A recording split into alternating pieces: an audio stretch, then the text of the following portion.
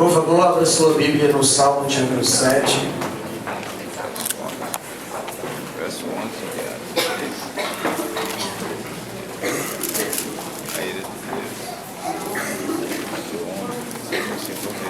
Salmo de número 7.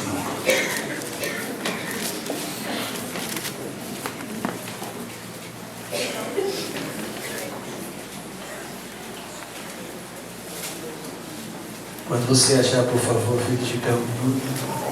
Aqueles que podem.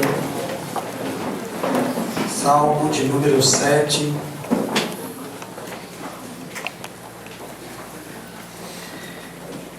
Versículos do 11 ao 13. Salmo de número 7, versículos do 11 ao 13. Diz assim a palavra do nosso Deus. Deus é justo juiz. Deus que sente indignação todos os dias. Se o homem não se converter, afiará Deus a sua espada. Já armou o arco, tem-o pronto. Para ele preparou já instrumento de morte. Preparou suas setas inflamadas. Amém. Vamos orar? Querido e soberano Senhor, estamos aqui reunidos, ó Deus, para ouvir a Tua voz através da Sua palavra. Que o Espírito Santo, Senhor, possa abrir-nos o entendimento e fazer o Senhor contemplar a Tua verdade. Que o Senhor possa nos conduzir, ó Deus, a aplicar o ensinamento desta noite aos nossos corações e à nossa vida. E que possamos, ó Deus, aprender mais um pouco do Senhor. Para que, Senhor, cada um possa se dispor a cumprir o Teu querer. Pai, em nome de Jesus, tire todo impedimento, Senhor, toda dispersão, e fale de maneira grandiosa, pois estamos aqui para ouvir a Sua voz. Quanto a mim, ó Deus, concede-me da Tua graça, que eu diminua e que o Senhor cresça. Que não seja o meu eu, mas que o Teu Espírito Santo, ó Deus, possa, Senhor, falar e instruir a Tua igreja neste lugar. Em nome de Jesus Cristo. Amém. Amém, santos? Amém. Podem sentar.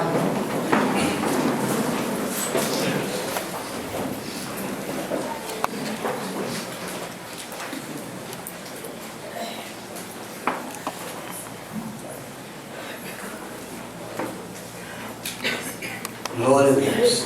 Tem lugar aqui ainda, tá bom? Tem 2 cadeiras aqui na frente. Exatamente. Glória a Deus. E ali vizinha Amanda também, né, mano? Amém. Glória a Deus. Bom, eu estive conversando com o Senhor sobre o que eu deveria falar e mencionar esta noite para a igreja. E semana passada nós falamos sobre um pouco do inferno. Hoje eu quero me ater à ira de Deus e ao juízo do Senhor. E não tem como eu falar sobre a ira de Deus se eu não mencionar sobre o atributo de Deus como sendo justo. E precisamos também desmistificar muita coisa que é ensinada por aí afora a respeito de Deus, tentando fazer com que Ele seja mais alguma coisa do que outra. É enfatizado que Deus é amor. E muita gente se baseia nessa sentença e nessa verdade, porque é uma verdade que Deus é amor, para tentar diminuir o peso do pecado sobre sua consciência e achar que Deus não vai entrar com uma sentença de juízo e de justiça sobre a vida de tal pessoa, porque Deus é bom, porque Deus é misericordioso, porque Deus é amor. E nós precisamos entender que da mesma forma que Deus é amor, Deus também é bom, Deus é fiel, Deus é verdadeiro e Deus é justo. E em todos esses atributos que a Sagrada Escritura fala de Deus, Ele é pleno em todos eles. Deus não é mais amor e menos misericórdia. Deus é tanto amor quanto Deus é misericordioso. Porque em Deus tudo é cheio, é pleno, entende? Deus, Ele não ama mais do que é misericordioso. O tanto que Ele ama, é o tanto que Ele é misericordioso, é o tanto que Ele é bom, é o tanto que Ele é fiel, é o tanto que Ele é justo, é o tanto que Ele se ira. E a ira de Deus também tem a sua plenitude nele. Porque se não fosse a ira de Deus, do jeito que ela deve ser em Deus, não haveria uma moralidade correta em Deus. E Deus não seria mais Deus, porque Ele era imperfeito. Mas Deus é perfeito em tudo e em todas as coisas. E quando nós falamos sobre Deus ser justo, ou ser justo juiz, que julga retamente, nós precisamos pensar como é que Deus faz isso sobre a humanidade, sobre sua criação.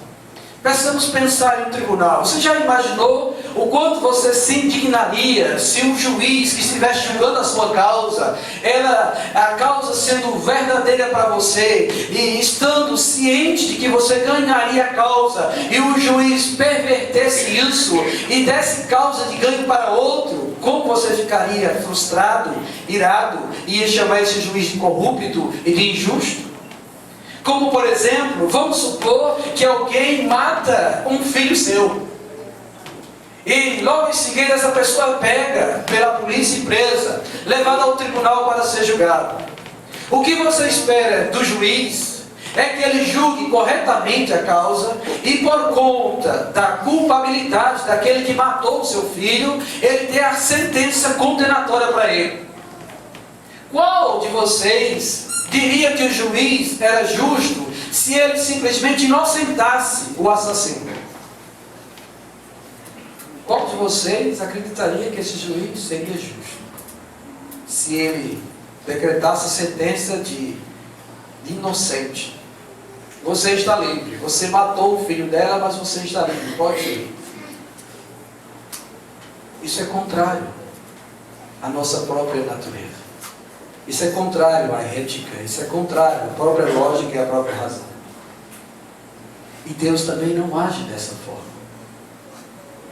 Então, se é assim, nós temos que pensar algo muito sério sobre a justiça de Deus, sobre Deus ser justo.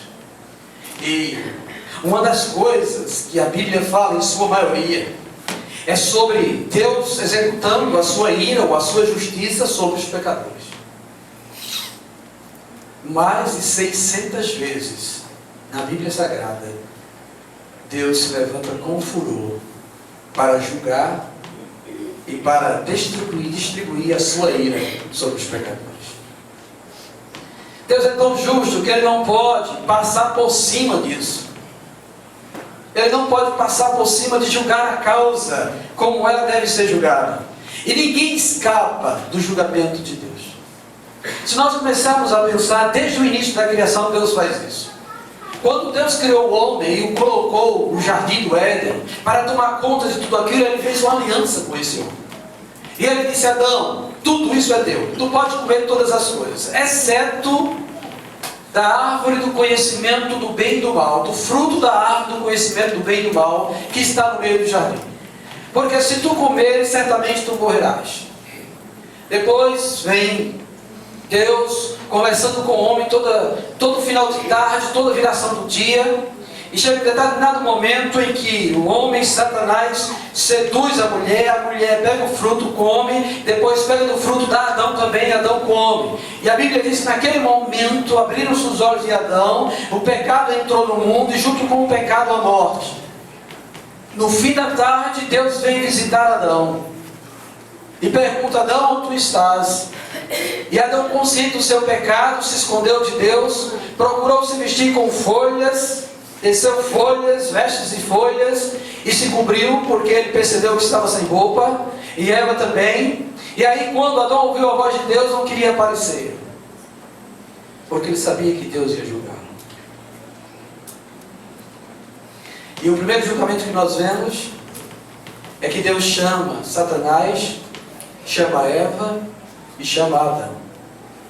E aplica-lhe uma sentença para os três.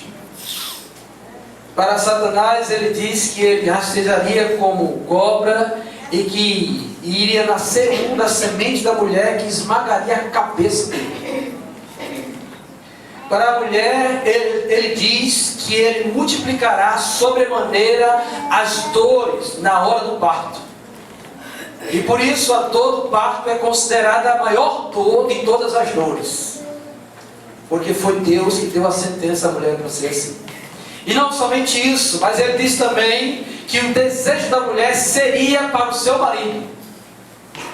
É sentença de Deus. Está lá em Gênesis capítulo 3.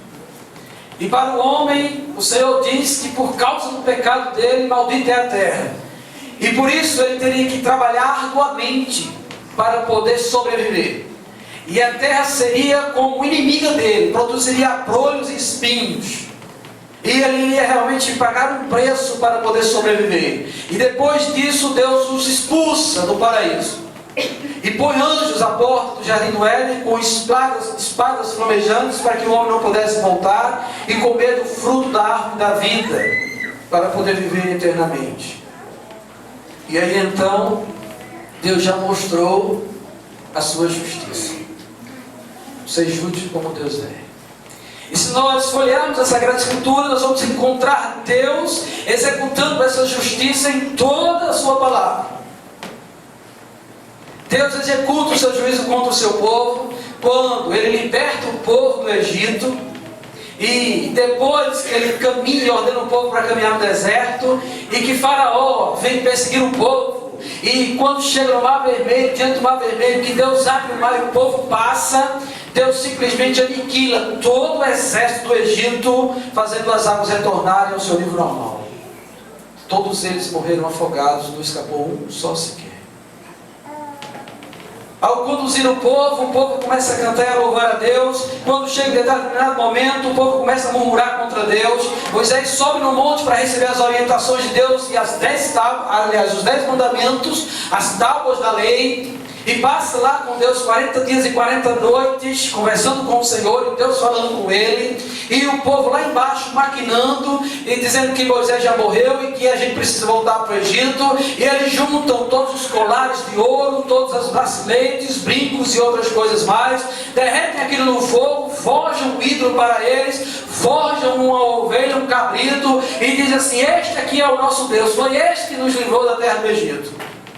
Deus se ira com esse povo, manda Moisés descer, Moisés desce com a tábua, quando vê aquela adoração ao bezerro, ele joga as tábuas virado, as tábuas caem, destrói tudo, e imediatamente o chão se abre, e aquelas pessoas são engolidas vivas pela ira de Deus. Porque Deus abomina o pecado, e Deus julga retamente a todos aqueles que aborrecem a Ele, e afrontam a Ele. Mais adiante vemos outros exemplos da justiça e do juízo de Deus. Deus simplesmente mata os filhos de Eli, porque eles desobedeceram aos mandamentos de Deus e eles comiam dos sacrifícios que eram oferecidos para Deus. Deus, na sua grandeza, também se ira contra o pecado de Davi e diz que da tua casa, Davi, a morte não se apartará.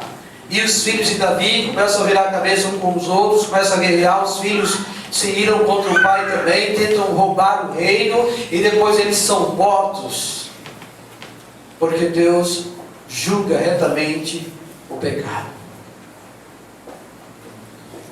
Que diria eu, mais tantos outros juízos de Deus. Miriam, quando tentou reivindicar alguma autoridade parecida com a autoridade de Moisés, como se quisesse ter voz no meio do povo de Deus, Deus simplesmente tornou ela leprosa dos pés à cabeça, e ela teve que passar uma semana. Ela iria ser fulminada, e Moisés intercedeu por ela. E ela teve que passar uma semana fora do arraial. Quando acabaram os 7 dias, ela voltou sã, para que ela entenda que com Deus não se brinca. Um pregador americano pregando em uma universidade americana, quando chegou lá para conversar com os alunos daquele afã de que Deus é bom, de que Deus é amor, eles: como pode Deus deixar tudo isso acontecer? Deus não é bom, Deus não é amor. E o pregador olha para ele e diz: o maior problema é esse. Deus é bom. Deus é tão bom, tão grandemente bom, que Ele não suporta o mal na sua presença. Ele não suporta o pecado diante dele. Ele odeia e abomina o pecado. Ele se ira verazmente contra isso. E Ele quer destruir o pecado que tenazmente aborrece a sua santidade. E ai de vocês todos, alunos, que praticam a iniquidade, porque Deus é bom. E por causa disso vocês não subsistirão diante dele, se permanecerem na sua pecaminosidade. Aí quando olhamos para esse texto, onde Davi, inspirado por Deus, escreve coisas grandiosas a respeito de Deus, ele diz que Deus é um juiz justo. E que Deus sente indignação todos os dias. Você já refletiu sobre isso? Deus está irado todos os dias, porque alguém está cometendo pecado diante dele. E aqui eu quero tentar traçar um paralelo entre nós que já conhecemos verdadeiramente a Deus, os crentes, e os ímpios que não conhecem a Deus, que também aborrecem a Deus com a sua pecaminosidade, e que apesar de terem um certo conhecimento do ser de Deus, embora que não de modo salvífico, salvação em termos de ter nascido de novo, mas sabe que Deus é o Criador dos céus e da terra, e que em suas próprias consciências, deixaram por Deus, eles têm o senso e sabem que são culpados dos seus pecados perante Deus.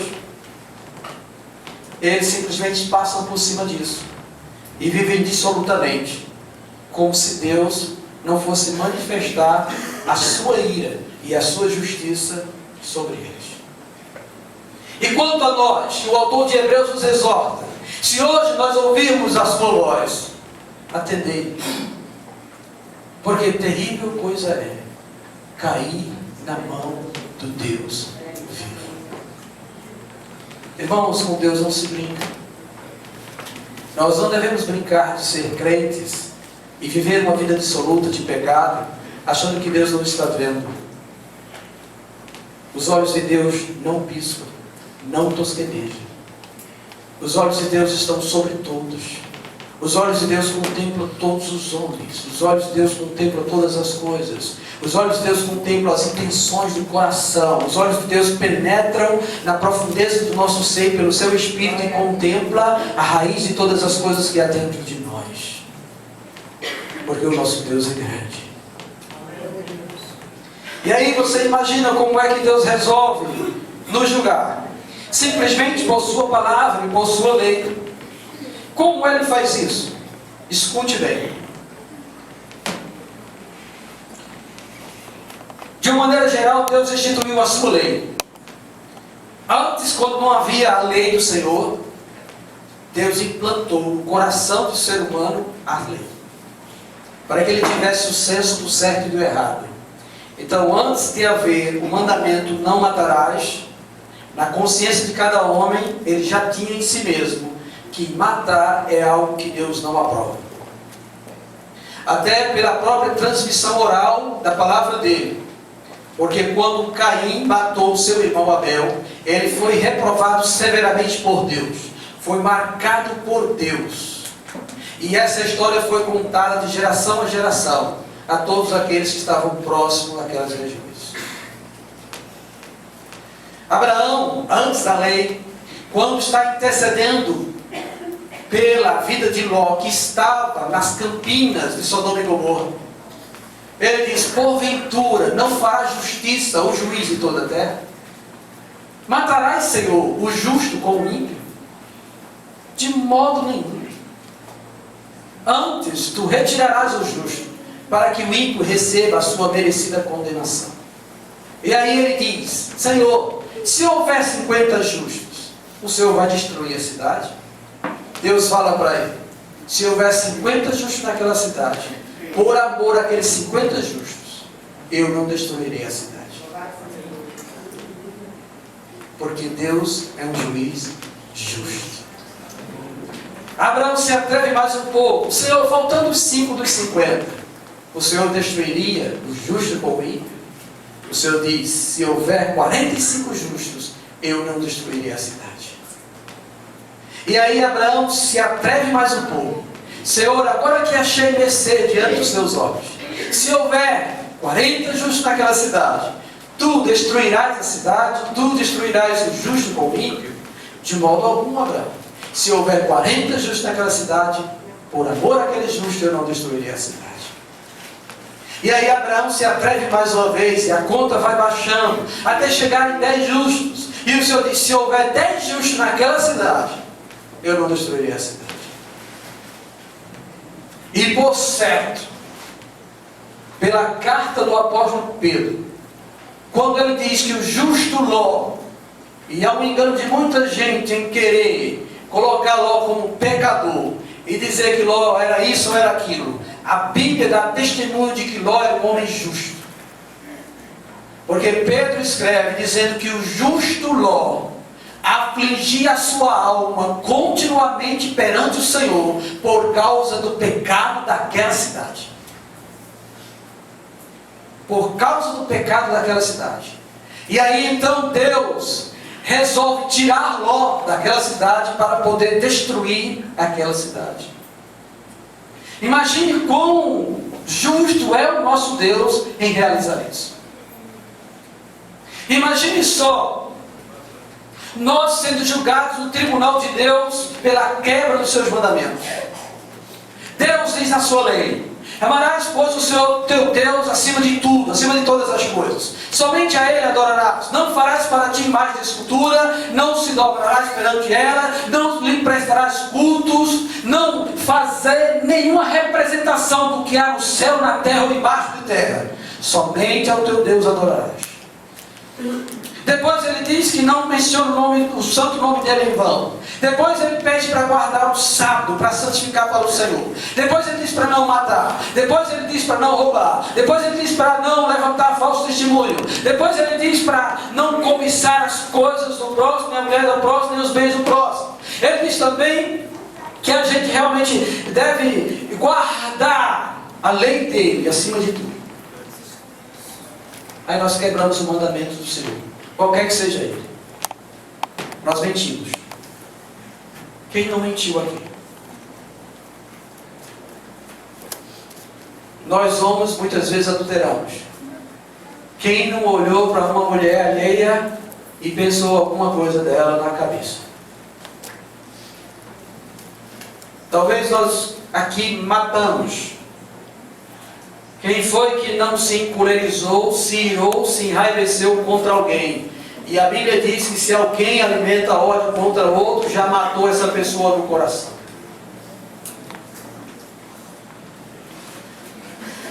Se isso, irmão, é uma realidade em nossa vida, em nosso ser, todos nós estamos condenados perante o grande Deus e justo juiz. Qual de nós poderia dar uma desculpa diante de Deus? Ninguém. Ninguém. Ninguém. Então, pastor, todo mundo está condenado. É isso que a Bíblia ensina. Todos pecaram. Todos pecaram. E destituídos estão da glória de Deus. Carecem da glória de Deus. Mas pastor, e por que Deus não nos destruiu? Por que Deus não destruiu Davi quando ele pecou, quando ele mandou matar Urias para ficar com a esposa dele? Por que Deus não fulminou ele? Aí onde está a maravilhosa graça do Senhor.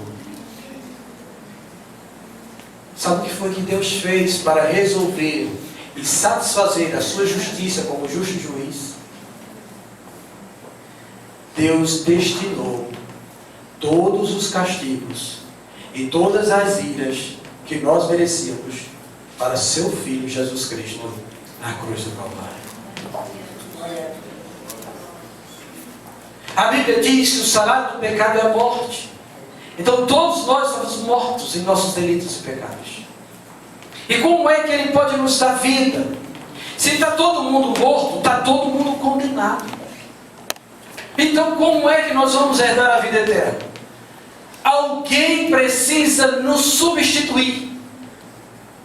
E aí é onde vem a grandeza do Filho de Deus. A sobreexcelência do ser que encarnou como ser humano para ser nosso representante, só que sem pecado. E por Ele ser Deus e homem, somente Ele era capaz de receber a justa ira de Deus por todos os pecados de todo o mundo. Embora que essa justiça só seja eficaz para aqueles que creem em Jesus Cristo. Somente para os que creem em Jesus Cristo é que Ele pode perdoar os nossos pecados e nos livrar da ira de Deus. Então o que foi que Deus fez? A Bíblia diz que Deus suportou com paciência, com longanimidade, o derramar da sua ira. E Ele foi acumulando tudo, do começo da criação até o fim dela, para despejar toda a ira dele sobre Jesus Cristo, para satisfazer a sua justiça. E aí então, quando Jesus Cristo nasce, Ele já nasce sabendo que Ele vai sofrer a ira de Deus por todos os nossos pecados.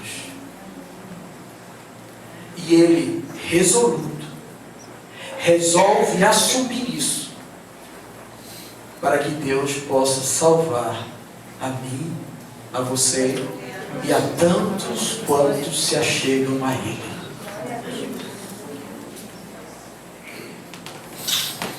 Irmãos, isso é grandioso demais. Sabe por quê? Porque Deus precisava de alguém para morrer no lugar do pecador que Ele queria salvar. Aí veja o tamanho da proporção. Teria que ser 1 para 1. Se nós tivéssemos aqui, vamos supor, um universo de 500 pessoas pecadoras, seriam necessários 500 justos para morrer por cada um dos pecadores, para que esse pecador fosse salvo.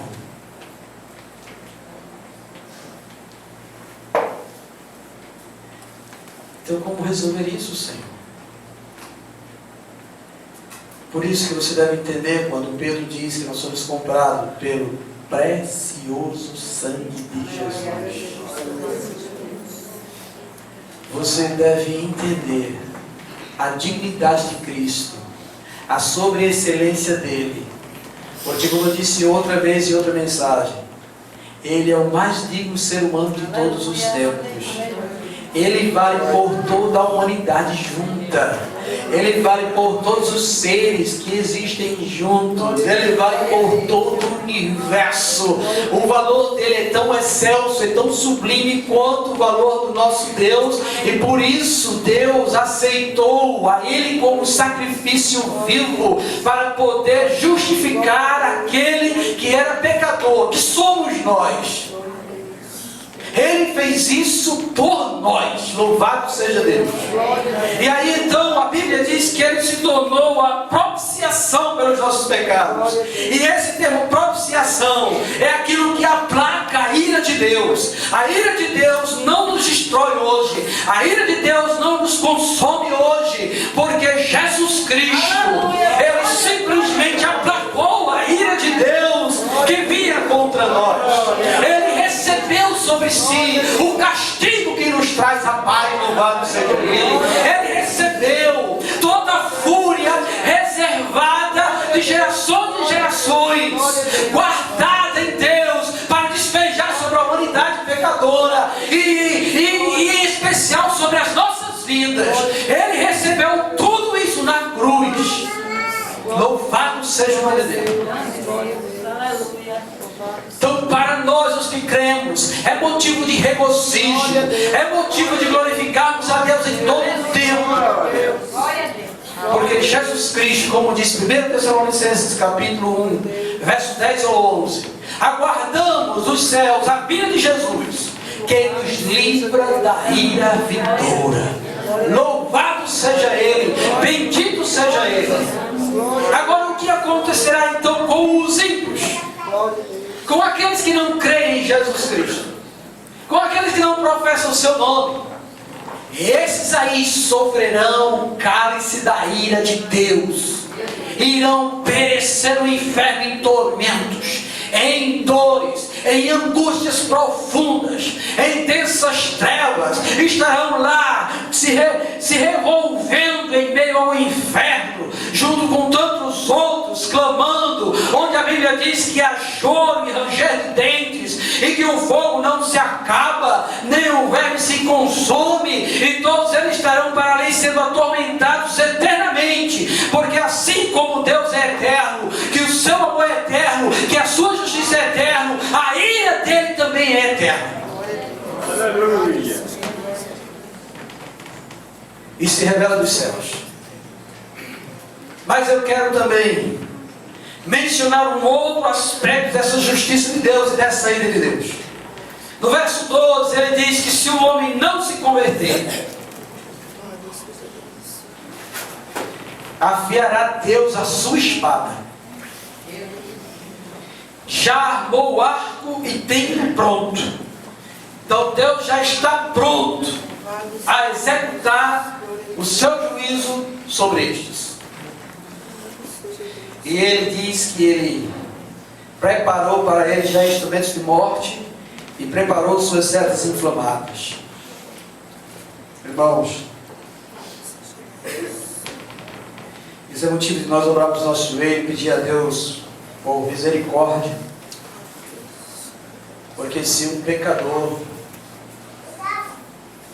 ele for condenado por Deus, não há mais possibilidade de salvação para ele.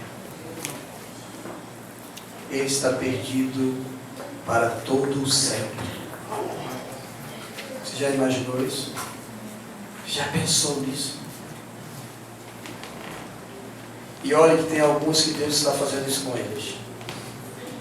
No começo desse culto eu li o texto de Romanos capítulo número 1 a partir do verso 18. E eu quero que você volte para lá. Romanos capítulo de número 1.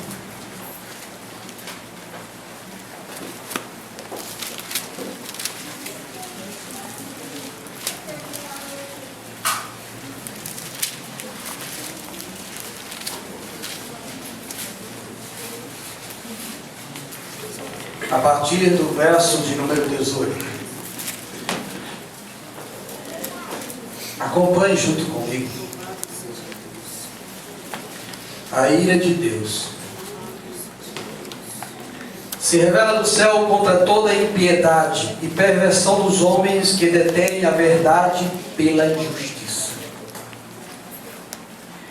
Olha o que Paulo está escrevendo, e ele escreveu já faz uns quase 2000 anos para trás.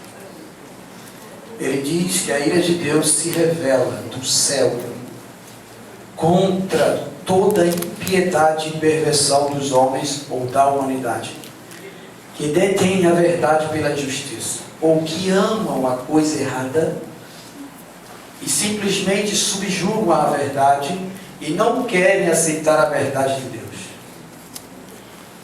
Então, quando você encontra professores em universidades, ateus, vamos dizer assim, malhando mesmo contra aqueles que creem em Deus, dizendo que Deus não existe, que a Bíblia é um livrinho pequenininho, que as histórias que ali estão são mitos, são inverdades, e eles começam a corromper o juízo dos alunos, para que eles possam viver a libertinagem pecadora que eles querem viver. E eles querem realmente estar cada vez mais distante de se relacionar com Deus. E querem induzir todos os alunos a fazerem o mesmo. Foi a partir daí que apareceram grandes movimentos. Movimento hippie, punk e outras coisas mais. Viva a liberdade e coisa parecida. Então todo mundo começava a praticar todo tipo de pecado. aí a prostituição aumenta, a imoralidade também, a sensualidade também, a falta de observar os valores que Deus deixou para a família, para a vida do ser humano, para o homem em si como homem, para a mulher como mulher em si mesmo. Tudo isso está sendo pervertido, e tudo isso porque ignoram a palavra de Deus e o próprio Deus, aquilo que Deus deixou para a humanidade seguir e viver. Então Deus simplesmente, quando Ele vê esse descaso com Ele, mesmo sabendo que Deus revelou isso, porque no verso número 19 diz que Deus manifestou, Deus lhes manifestou. Então Deus se deixou conhecer pela própria natureza da sua existência e de que Ele deveria ser considerado. E todos, apesar de verem isso, e até cientistas procuram de tudo, irmãos, é interessante. Essa semana eu estava ensinando minha filha e ela veio com um livro que tinha lá a teoria da evolução. Aí mostrou lá as coisas todas que aconteceram para formar o ser humano. Eu disse: olha, minha filha, é mais fácil crer que Deus criou tudo do que acreditar nessas evoluções e transformações todas. É muito mais fácil absorver que Deus fez o universo e que Deus criou todas as coisas do que acreditar de que foi as uniões subatômicas e moléculas que foram evoluindo até formar o ser que nós somos hoje. Exige muito mais fé, crer nisso do que crer em Deus. É muito mais difícil realmente crer nessas coisas do que crer que Deus criou todas as coisas. E isso é para negar a Deus, é para negar o conhecimento de Deus. Então o que é que Deus vai fazer com tais pessoas? Vai ficar batendo palma? Não vai fazer nada? Vai deixar simplesmente ele como estão? Não. Porque Deus vela por sua glória e pelo seu nome. Aleluia. Então o que é que Deus faz com eles? Veja só o que é que Deus faz com eles. Versículo de número 24. Por isso, em consequência de abandonarem a Deus e o conhecimento de Deus, por isso, verso 24, Deus entregou tais homens à imundícia, pelas concupiscências do seu próprio coração, para desonrar o seu corpo entre si, pois eles mudaram a verdade de Deus em mentira, adorando e servindo a criatura em lugar do Criador, o qual é bendito eternamente. Amém. A primeira sentença que nós vemos aqui é que Deus entrega o homem para praticar imundícia. E essa imundícia significa todo tipo de imoralidade sexual. Então quando você vê um homossexual na universidade, lembre-se que ele é alguém que desprezou Deus e o conhecimento de Deus. Ele é daquele jeito, porque ele não quis nada com Deus, nem quis viver a palavra de Deus. Pastor, isso é muito sério. É sério, porque Deus se ira contra o pecado e com aqueles que eles simplesmente detêm a verdade pela injustiça. Você acha que Deus vai ficar assim, só olhando, sem fazer nada? Deus executa os seus juízos, sim. Então essa onda da homossexualidade pelo mundo todo é porque essas pessoas não querem nada com Deus. É porque lá nos seus cantos, quando você vai olhar, eles não querem isso, não. Vão seguir Renato Russo, vão seguir Raul Seixas, vão seguir aquele que morreu de AIDS, Cazuza, vão seguir esses outros aí, tudinho, mas não querem nada com Jesus Cristo, Filho de Deus. Então Deus é justo em julgá-los. Então Deus é justo em aplicar a sua sentença. Olha só o que é que Deus faz mais, até com as mulheres, verso 26. Por causa disso, porque eles resolveram adorar mais a criatura do que o Criador, por causa disso, Deus os entregou Deus a paixões infames, porque até as mulheres mudaram o modo natural de suas relações íntimas por outro, contrário à natureza. Semelhantemente, homens também com homens, deixando o contato natural da mulher, se inflamaram mutuamente em sua sensualidade, cometendo torpeza, homem com homem, recebendo em si mesmo a merecida punição do seu erro. Então quando você vê lésbica, é porque ela não quer nada com Deus, é porque ela menospreza Deus, é porque ela prefere adorar a criatura do que o Criador. E Deus entra com a sua justiça entregando eles. O interessante é que não há maldade em Deus nisso. Sabe o que João Paulo está dizendo aqui nessa carta? É que simplesmente Deus resolve tirar a graça que impede eles de cometerem coisas piores. E aí, por si mesmo, pelo que há no seu coração, na sua natureza pecaminosa, o ser humano se inflama e entra pecado abaixo, abismo sobre abismo. Deus simplesmente se afasta deles. Ele só faz isso. E o ser humano vai viver conforme a inclinação do seu próprio coração. Porque o coração do homem é tremendamente corrupto. E só Deus conhece o coração do homem. Lembre-se disso. Aí olha só, irmãos, que não é somente a respeito disso que Deus realmente efetua o seu julgamento. No verso 28 ele diz: por haverem desprezado o conhecimento de Deus, o próprio Deus os entregou a uma disposição mental reprovável.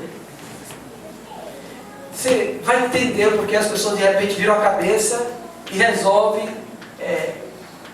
mergulhar o corpo em tatuagem, encher a cara de piercing e outras coisas mais. Resolvem ser revoltados com tudo, com pai, com mãe, com casa, com isso e aquilo outro, porque certos homens abandonam realmente a vida reta e vão viver dissolutamente, e as mulheres também. Você vai entender isso, porque desprezaram o conhecimento de Deus.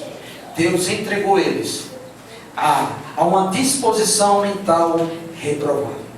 E aí o que é que vai acontecer? Para praticarem coisas inconvenientes. Verso 29. Cheios de toda injustiça, malícia, avareza e maldade, possuídos de inveja, homicídios, contenda, dolo, malignidade, sendo difamadores, caluniadores, aborrecidos de Deus, insolentes, soberbos, presunçosos, inventor de mal, desobediente aos pais, insensatos, pérfidos, sem afeição natural. Irmãos, isso é grave e sem misericórdia.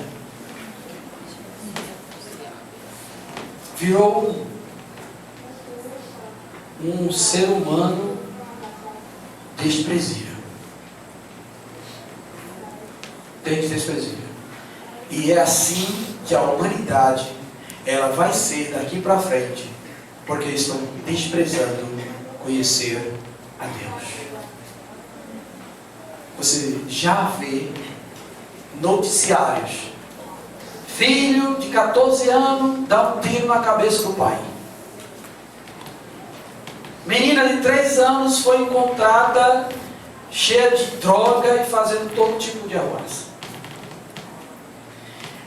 Essa semana foi notificado no jornal de uma mãe que pegou sua criança, rapou a cabeça dela, desenhou de um lado a folha da maconha e desenhou do outro o número do processo para legalizar a maconha no Brasil. Uma criança de poucos meses de idade.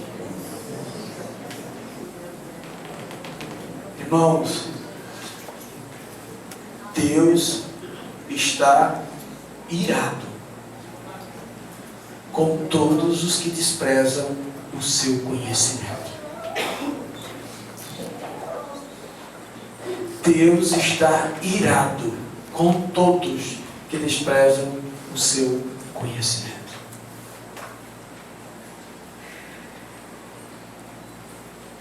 E o que fazer então? Só há uma saída, só há um caminho. E essa saída e esse caminho chama-se Jesus Cristo.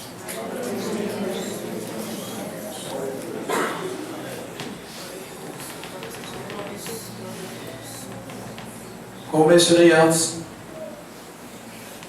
a carta de 1 Tessalonicenses, capítulo 1,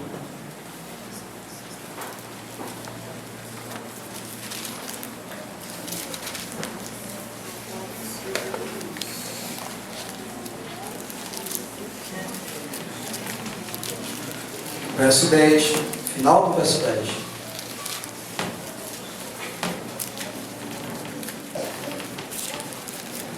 Vou ler a partir do 9.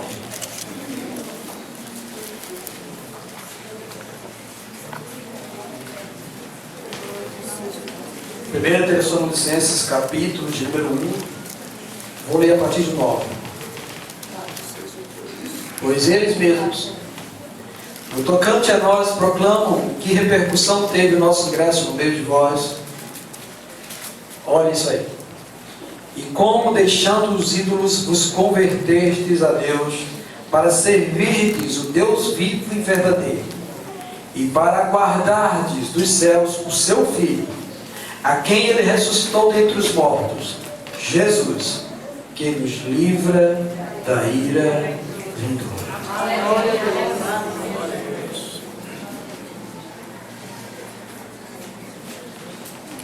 Então eu quero fazer uma pergunta nesta hora.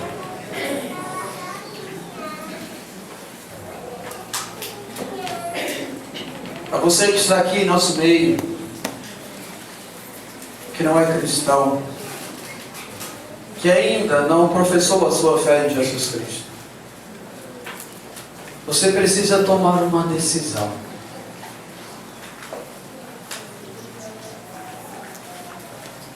Você quer experimentar a ira de Deus? Ou você quer experimentar o seu amor gracioso que Ele proporcionou através de Jesus Cristo?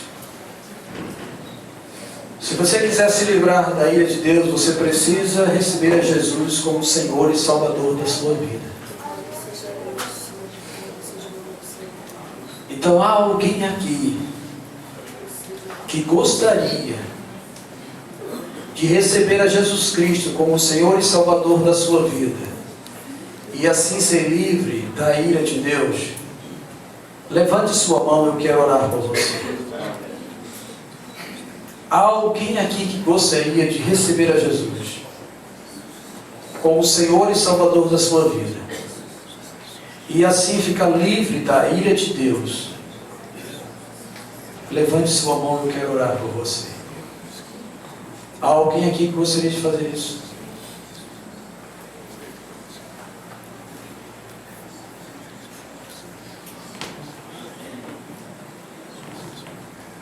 Bendito seja Deus. Uma outra exortação para os cristãos, para os crentes. Visto que nós agora conhecemos a sua graça,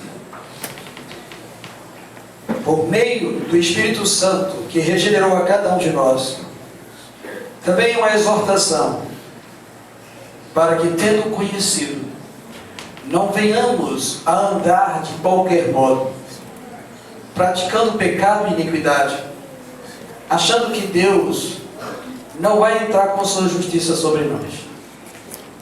Embora que você não possa perder a sua salvação, mas Deus vai lhe corrigir. Hebreus, capítulo de número 12.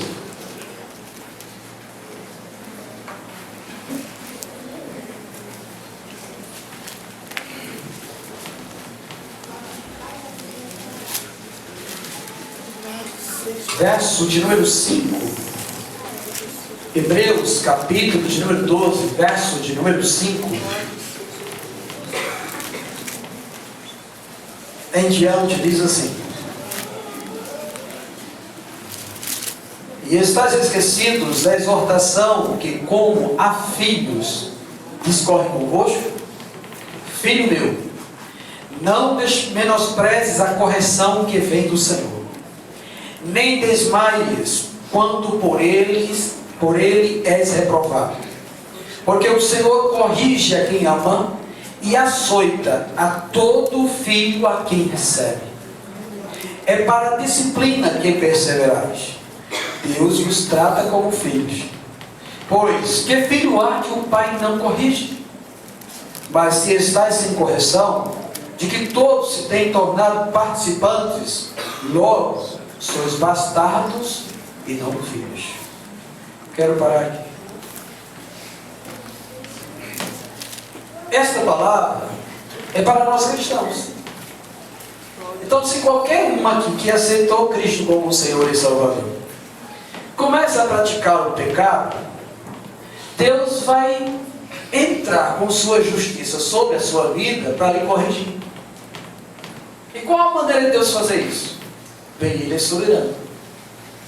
Ele pode fechar as portas para você e você não vê solução em nada, até que você arrependa-se do seu pecado, confesse e abandone, para que Ele possa restaurar as coisas de sua vida. Ele pode também permitir enfermidade sobre sua vida. E aí você fica, eu estou doente direto, coisa e tal. Quem sabe? Se não é porque Deus precisa corrigir alguma coisa e você está desapercebido. Porque por muitas vezes nós em nossa consciência achamos que nós estamos errando. Mas Deus sabe que estamos errando. Se alguém ama mais o pai, o esposo, o irmão, a irmã, o filho, o neto, mais do que a Deus, já está errando isso. Tem que amar a Deus sobre tudo, sobre todas as coisas. Senão você está incorrendo em transgressão do mandamento do Senhor. Lembre-se disso. Tome cuidado com isso. Porque às vezes nós satisfazemos tanto aos nossos que esquecemos de satisfazer a Deus. A fazer o que Deus quer e não o que nosso coração quer. Olhe bem para isso. Pode ser que Deus até esteja já conduzindo à morte. Meu Deus, como é isso? É bíblico? Participe da ceia indignamente. Participe da ceia em pecado. Viva colando direto da escola, depois, domingo que vem, venha cear. Fique comentando palavras torpes, onde quer que você comenta. Você como filho de Deus, crente em Jesus Cristo. E depois, venha para a ceia, achando que Deus não está vendo isso aí. Dê mau testemunho, onde você quer, na sua casa ou fora. Isso é incorrer gravemente e ferir a santidade de Deus. Entristecer o Espírito Santo do Senhor. E esse Espírito que habita em cada um de nós, ele foi nos deixado para conduzir a toda a verdade. Ouvir, sejam sensíveis à voz dele, porque ele ensina e instrui a cada um de nós como nós devemos nos portar para sermos filhos do Deus Altíssimo. De verdade, não engane, não roube, não usurpe. Não diga que vai quando você sabe que não vai. Não minta. Seja sim e não a sua vida. Porque o Deus que é santo também é justo. O Deus que é amor também se ira contra o pecado do seu povo. Porque nós fomos chamados para mostrar as virtudes daquele que nos chamou das trevas para a luz. Reflitam sobre isso, pensem sobre isso, e cada passo, cada pensamento, cada palavra, cada gesto e atitude seja para a glória do Todo-Poderoso nas nossas vidas. Porque Deus corrige ao filho que Ele quer bem. E olha que a gente não suporta o aperto de Deus, não. Porque basta saber que estamos doentes de alguma coisa. Ai, meu Deus, o mundo já está se acabando. Então, irmãos, ficai atentos. Porque o mesmo Deus que a Bíblia diz que é amor, também é justiça. E é santo. E é bom. E é verdadeiro. E é fiel. E Ele cumpre o que diz. Glória a Deus, louvado seja Deus. Lembrai-vos desta exortação. Glória a Deus. Aí eu quero fazer umas outras aplicações nesse 1 minuto que me resta. Glória a Deus. Se nós sabemos que já é assim, por que nós negligenciamos a nossa vida cristã? Louvado seja Deus. Por exemplo, digamos que alguém já aceitou a Cristo como seu e Salvador. O próximo passo que ele tem que fazer, porque ele está em condições de fazer, ele não está no leito de morte, ele não está no UTI prestes a morrer, ele não está na sua casa, em cima de uma cama doente, de tal maneira que ele não possa se locomover. Por que ele não procura participar do discipulado para se batizar? Porque ele fica 1, 2, 3 ou mais anos e não cumpre o que a Bíblia diz que ele tem que cumprir.